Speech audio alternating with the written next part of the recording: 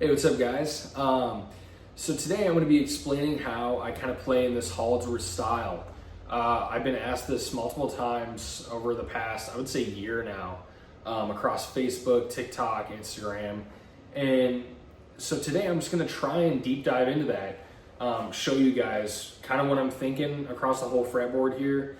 I'm going to try and explain it my best. I'm not super knowledgeable when it comes to like the exact theory of things, so my apologies in advance, but I'm going to try and show you the best way possible. So bear with me on that. But yeah, let's just get right into it. Alrighty, so for this next part here, I'm just going to run through all 5 of the minor pentatonic shapes and then all 5 of the major scales embedded within those minor pentatonic shapes. And the reason I'm doing that is because that's basically all I use for the more melodic lines, and also to get the chromaticism, which I'll explain later. So yeah, let's just get started with that.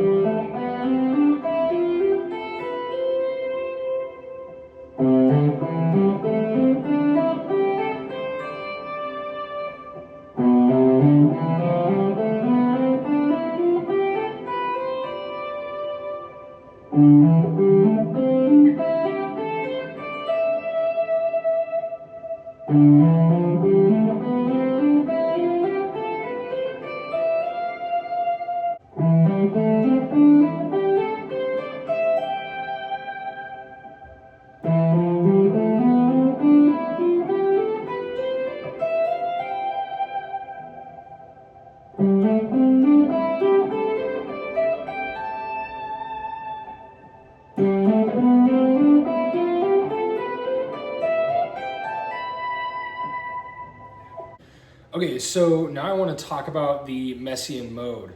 Now, I don't really know the exact positions and fingerings for all the Messiaen modes, but what I have picked up from a bunch of different videos and a bunch of sources after learning a bunch of this stuff is there's 2 shapes of the Messiaen mode that basically it's made up of.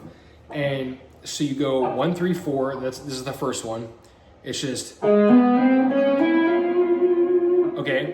and then what's interesting is in a Brett Stein video I was watching, he said for every one of those, there's one of these. So it's just 1, 2, 4, 2 fret space in between.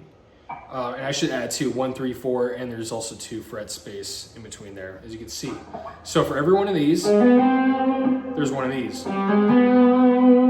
So they run in pairs, essentially. So what you can do with that, there's a bunch of different possibilities you can make out of that, or a bunch of ideas, I mean. So actually applying that to the major scale, okay, well, where am I getting that from? So here is the first position of the major scale that I showed previously.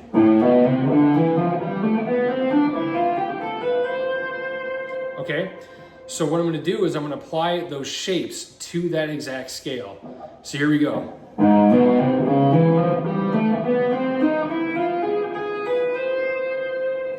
Boom. And then what you could do with that is you just improvise around those shapes. And I think it was John Blue that mentioned this. He said he found it kind of interesting. I'm paraphrasing. I can't remember what exactly he said, but he was basically saying that it almost was like Allan Holdsworth was kind of randomly playing some of these notes and these patterns. Like he would just kind of randomly throw them around. And so that kind of got my brain working. I was like, oh, well, that's kind of interesting. Like that almost kind of took stress off of trying to learn a bunch of like scales and, all this new material. And so I was like, well, let me just apply it to this, because for some reason that was making sense to me at the time.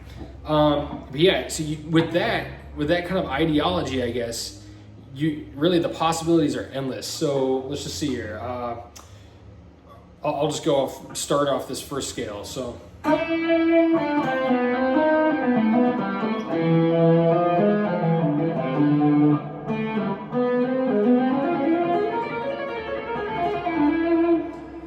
So right there, literally, you're just kind of throwing it around.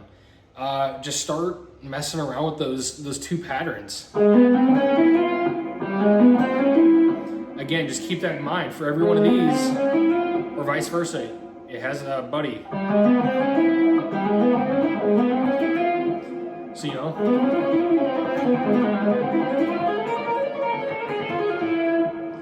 So you can.